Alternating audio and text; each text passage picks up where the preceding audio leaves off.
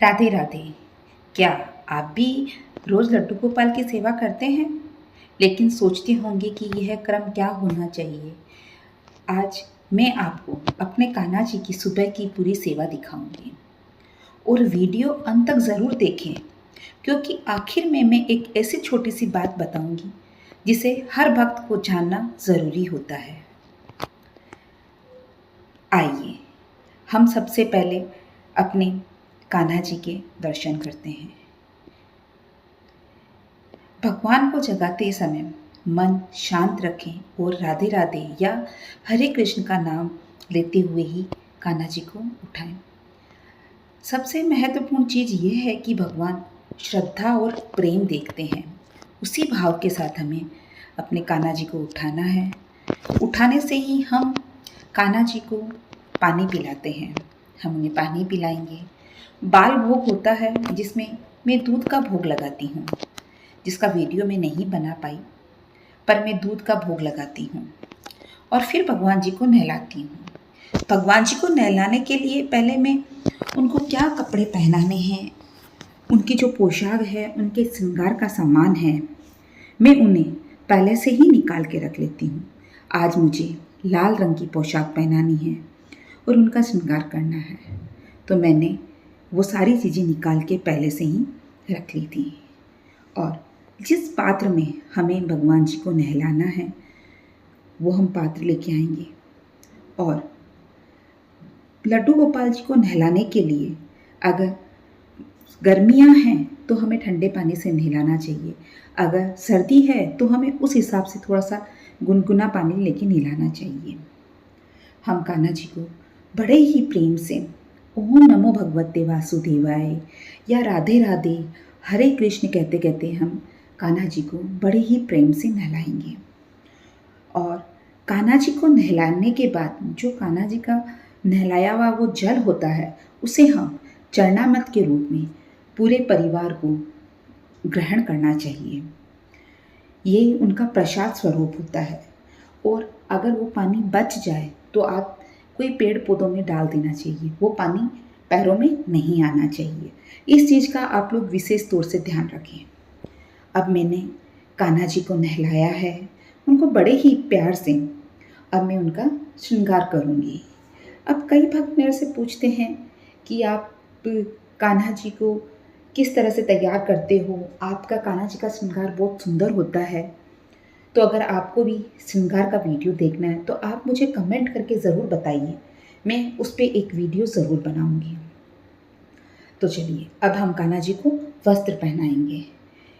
कान्हा जी को मैं अलग से कुर्ती होती है और टॉप और उनका घेर अलग से होता है, वो पहनाती हूँ मैं। उनसे क्या होता है कि कान्हा जी की फिटिंग बहुत अच्छे से आती है और पहनने के बाद में वो बहुत प्यारे लगते हैं।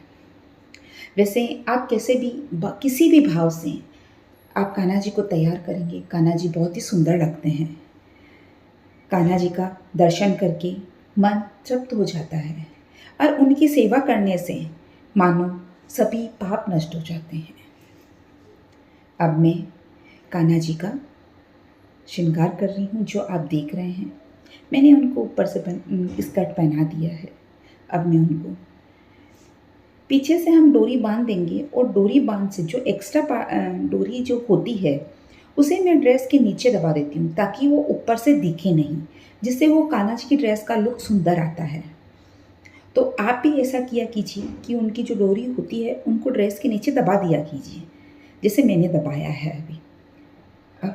अब मैं उनको माला पहनाऊंगी। आप अपने हिसाब से कुछ भी उनका श्रृंगार कर सकते हैं, जो आपको अच्छा लगता है आप वो श्रृंगार करें। अब मैंने उनको माला पहनाई है। आज मैं उनको पगड़ी नहीं बनाऊंगी। अगर आपको पगड़ी बनाना है या पगड़ी कैसे बनाते हैं वो देखना है तो आप मुझे ज़रूर बताइएगा। मैं नेक्स्ट वीडियो पगड़ी कैसे बनाते हैं वो बनाना बताऊंगी। आज तो मैंने कान्हा जी को मुकुट लगाया है और लाल रंग की पोशाक पहन के तो मेरे कान्हा जी बहुत ही प्यारे लग रहे हैं। आप सभी भी मेरे कान्हा जी के दर्शन कीजिए, कितने सुंदर लग रहे हैं ना कान्हा जी। अब मैंने उनको सिंहासन पर बैठा दिया है। हाँ, एक चीज़ और, कान्हा जी को बांसुरी बहुत प्रिय है, तो उनके पास बांसुरी रखना बहुत ज़रूरी होता है। आप कान्हा जी के पास में बांसुरी ज़रूर रखा कीजिए। कान्हा जी के दर्शन कीजिए। सुबह सुबह कान्हा जी के दर्शन करना बहुत ही शुभ होता है और मन बहुत शांत होता है और पूरा दिन बहुत अच्छा निकलता है। यही भाव के साथ हम कान्हा जी की आरती करेंगे, उनकी सेवा पूजा करेंगे।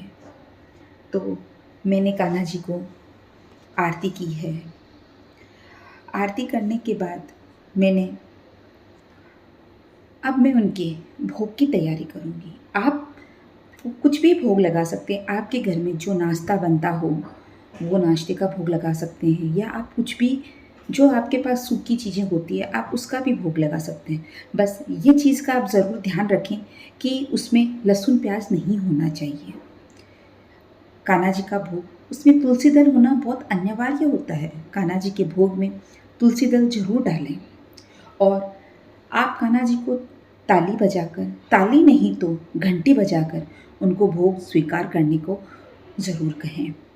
और अब कान्हा जी को एक तो हम मानसिक भोग लगा सकते हैं, जो हम उनके सामने सारी चीज़ रखकर 10-15 मिनट के लिए उनको हाथ जोड़ के विनती करते हैं और उनके पास प्लेट को छोड़ देते हैं कि आप ग्रहण करो।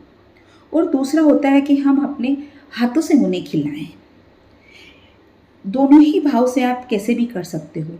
आप एक बच्चे को जैसे खाना खिलाते हो वैसे भी आप अपने कान्हा जी को भी एक एक चीज़ करके उनको खिला सकते हो।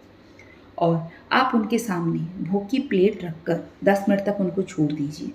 फिर आप वापस जाकर कान्हा जी की भोग की प्लेट ले लीजिए। आप वैसे भी कर सकते हैं।